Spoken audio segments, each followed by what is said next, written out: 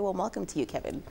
Thank you. Well, you were saying to me, we've asked that question, can smartphones save you money when it comes to utility bills? You said eventually, not today. Do you tell us what's happening? Well, eventually. So what we're looking at, in fact, the technology is right here. We just need to start tying everything together. So it's really about, once we connect devices in your home, like your electricity meter, like to measure your water flow as well. And that can connect to other devices in your home. And theoretically, you'll be able to sit on your smartphone. Your smartphone will tell you when you start paying more. As the electricity rate, I'm not sure if everyone's aware, that the more you use, the more you pay per kilowatt. And your phone will start to be able to tell you that. You'll be able to see what little changes you make in your home will change what your bill will look like. But also, more importantly, is your carbon footprint. So us as homeowners, we have absolutely no idea at the moment what our carbon footprint is. And really, utilities should start giving us this information and allowing us to interact and make those changes. Now, I would imagine, particularly for residents in the city of Johannesburg in South Africa, that would be something that would be really important. We've had the billing issue. How would this be able to address that particular issue? Yeah, well, that's a great question, and it's fantastic because it's really that simple. Is just with a device connected to one's meter, your actual utilization or use will be transferred at midnight on the last day of the month. So your bill is 100% accurate. I mean, think of that. I mean, I'd hate to know how many what wasted manpower there is. People sitting in call centers, taking our rate calls, people not refusing to pay bills, fighting, saying it's incorrect. All of that will be gone.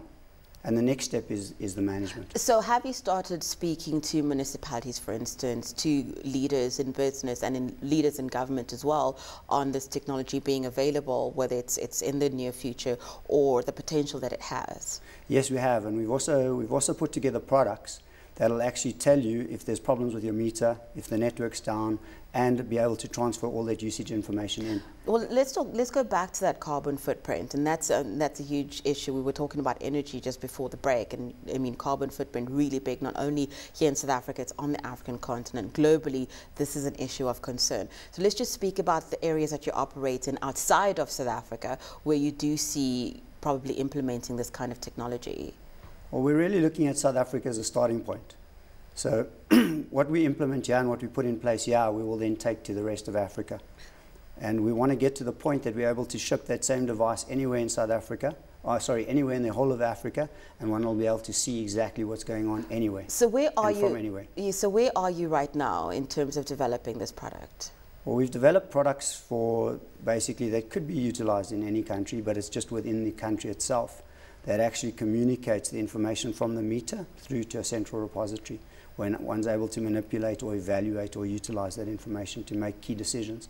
So it's really real information in real time. So for instance, in water, one can know if I left the office this morning and I came back the next morning, and I would be able to see immediately if I'd used a whole lot of water overnight, which would tell me immediately that there's a leak, for instance. Kevin, who are you going to target first? Are you going to target business or government first? Particularly, you said you want to start here in South Africa. We have a dual-pronged approach, so we are dealing with all the electricity providers, all the municipalities, as well as businesses as well. So businesses want to manage it themselves. They need to reduce their carbon footprint. They have to make changes, and the only way one can really make changes is if one can measure and monitor those changes. Well, let's just talk a little bit about how this could change MTN's business, because I would imagine that this is something new that you're developing, how it's going to feed into MTN's business.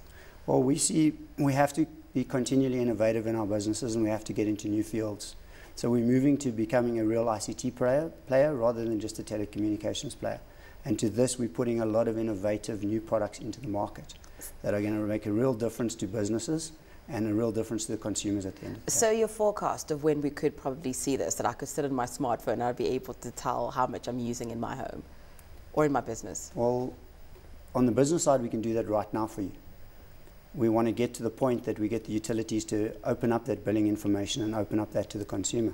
Imagine being able to log onto your phone and see what your carbon footprint is and see what it should be. So, I mean, they could tell you you're a home, you've got 4 people living in a home, it's this size, you have a swimming pool, this is what it should be. And then they could advise you what changes you need to make that difference. And in businesses, we're doing that all the time. Currently, it's a hit or miss. You get a bill, you get a surprise. And it's a little bit scary. Thank you so much for joining us, Kevin.